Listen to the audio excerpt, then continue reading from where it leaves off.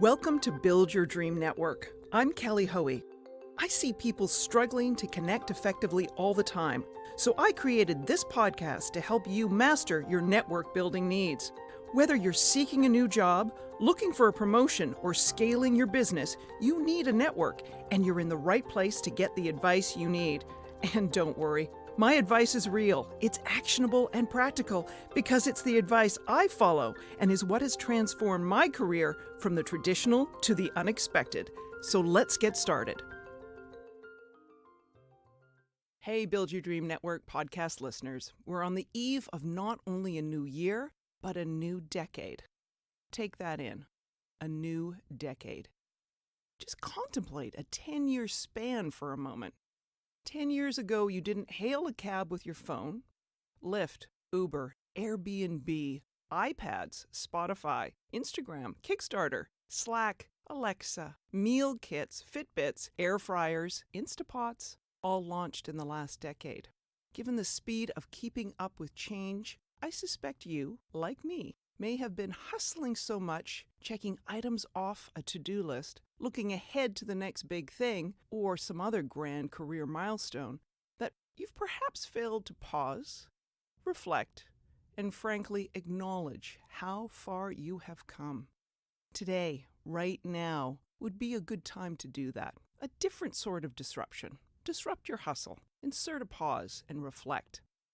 Explorer and adventurer Allison Levine, who is a friend and yes, featured networking roadmap interview in my book, shared career advice with me around the time I decided to write Build Your Dream Network, and I may or may not have had secured a literary agent along with my wonderful publisher at the time. And no, I'm not just saying my wonderful publisher because I'm sitting in their offices recording this podcast at this very moment. Anyway, back to Allison's advice. Allison urged me to celebrate every milestone on my career journey to becoming a published author. From writing a book proposal, to submitting it to agents, to getting a publisher, to delivering a manuscript on time, to holding that first copy of a book galley in my hands, and so on and so forth. You get the idea. Every step is an accomplishment worth celebrating. Every big goal is made possible because of all the many smaller steps or goals that come before it. That's worth remembering when we feel lost in the fuzz of career uncertainty or a goal seems so far off in the distance. Oh, and in case you haven't picked up a copy of Build Your Dream Network, Allison's networking roadmap is about how she connected the dots, tapped into her college network, and landed the big sponsor she needed to fund the first all-U.S. women's team to climb Mount Everest. To say Allison is definitely an expert on celebrating each step on a long journey, steps others will never take or only ever dream about, would, be an understatement. Back in the October 15th episode of the podcast, that's the one titled Using Your Network to Jumpstart Your Career, I tossed out the idea of making a rear view vision board, the flip side or alternate view of a vision board. Go back and listen to that episode if you missed it or if you need a refresher. And in either case, I encourage you to create a list or map of what you've already accomplished, as I can promise you, it will motivate the steps you'll be taking to move your career forward in the next year and over the next decade.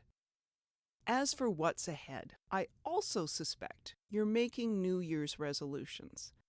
To help you keep them, I decided it's worth replaying the December 17th episode as a reminder that no one goes it alone, and reaching your goals will also be so much more fun and meaningful if you add some community.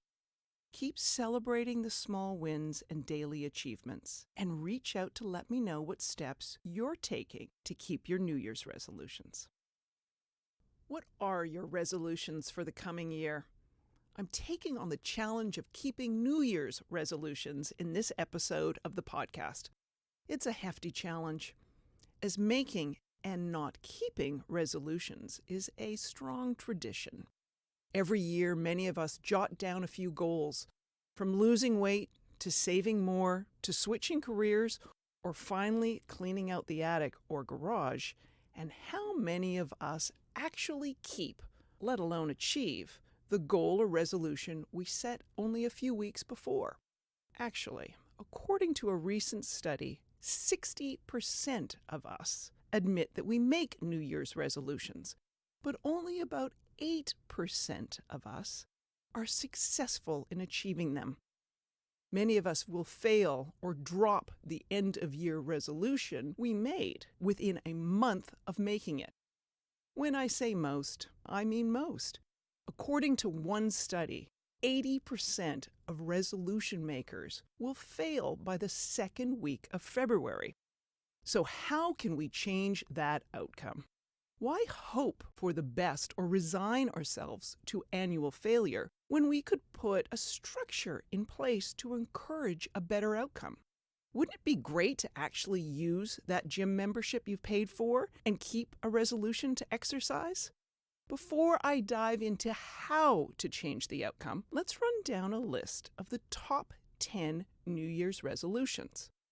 At number 1, diet or eat healthier. Number 2, exercise more. Number 3, lose weight. Number 4, save more and spend less. Number 5, learn a new skill or hobby. Number 6, quit smoking. Number 7, I like this one, read more. Number 8, find another job. Number 9, drink less alcohol. Number 10, spend more time with family and friends. That list is not out of the realm of possibility. It's not as if we're all resolving this year to sail around the globe or climb Everest or only eat foods that start with the letter C. But having a goal, even when we write it down, doesn't seem to be enough to bring it to fulfillment. Goals need champions. Goals need cheerleaders. Goals need coaches, fans, mentors, supporters, co-conspirators, teammates. Goals need accountability and encouragement of community. That would be your network. And we need to enjoy achieving those goals. And that's where community comes in too. Pursuing a slightly negative "you should" because it's good for you goal is like being told you can't have something as a child. And how do we react to that? We pout. We fuss. We protest. We throw a tantrum. We know we have to do it, but it doesn't feel right. Our motivation is off, and if when there is a great outcome from doing something we should, the outcome doesn't feel the same. It's less satisfying. Or, as my friend Nicole Galeros wrote in her blog post titled Grateful Dead on Repeat and Marriage, the trick is when you see the sacrifices as sacrifices. Then yeah, good luck with attaining the goal. One of my goals has been to share my networking message far and wide. Since Build Your Dream Network launched in 2017, I've been privileged to travel a lot. A lot for work, and yes, for pleasure, but a lot for work. However, this is now taking a toll on my 50-plus-year-old body. I know, extraordinarily first world problems, but hear me out. I've sadly come to accept that racing through airports is not sufficient exercise, and I've turned to Pilates. Bizarre. Travel is not a sacrifice, but until now, working out has been. Now, the Pilates studio I frequent has a real community of teachers and students. The community accountability, plus the Sunday morning rock music playlist by one of the instructors, sway me away from procrastination and into enthusiastically prioritizing my health and well-being. Plus, it's fun. I look forward to seeing my new community at the studio, and yes, I've recruited a couple of friends to join me as well. So what goals are you setting for yourself in the coming year? And how can you make them more enjoyable and more likely to stick by adding some community? How can you turn the sacrifices of saving money or losing weight into the stepping stones towards that bigger vision you have for your life and career? As I share in Chapter 3 of my book, networking for me always starts with a goal. Let me explain a little more for those who may not have read the book. It's in the subchapter, The Goal Comes First. Here's what I say.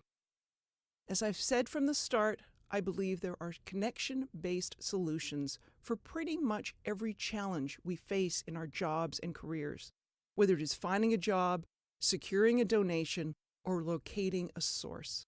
Sorry, your problems aren't new. Someone has faced your dilemma before, or a challenge that looks an awful lot like it. And this is good news. You now have the chance to leverage their mistakes and insights to improve your own networked outcome. So back to New Year's resolutions.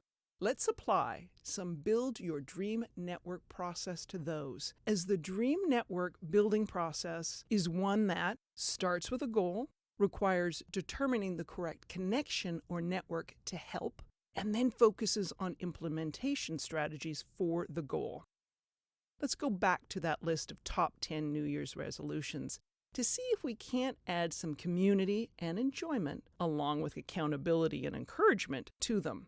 And while we're at it, can we chunk a few of these together for efficiency? Let's go over the list again.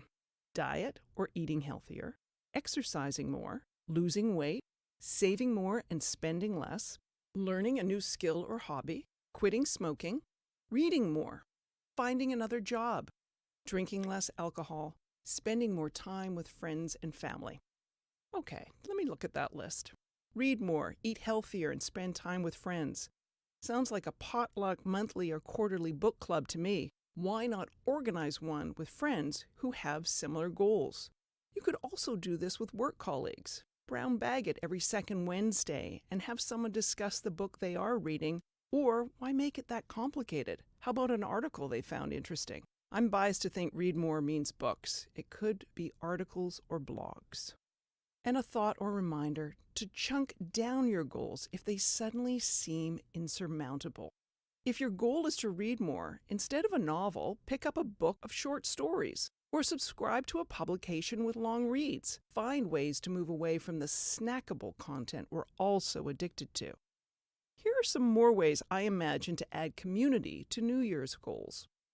How about taking walking meetings or catch-ups instead of coffee dates? That little switch-up would likely go a long way. When asked for catch-up sessions now, that is my default. A walk, not a sit. It is remarkably easy to get in those 10,000 steps when you're, chatting with a friend. This also popped into my mind. Potlucks and brown bagging it may help you achieve another goal, spending less. Spending less doesn't mean depriving yourself. One group of New York City friends I have get together 2 times a year for a closet-clearing, clothes-swapping brunch.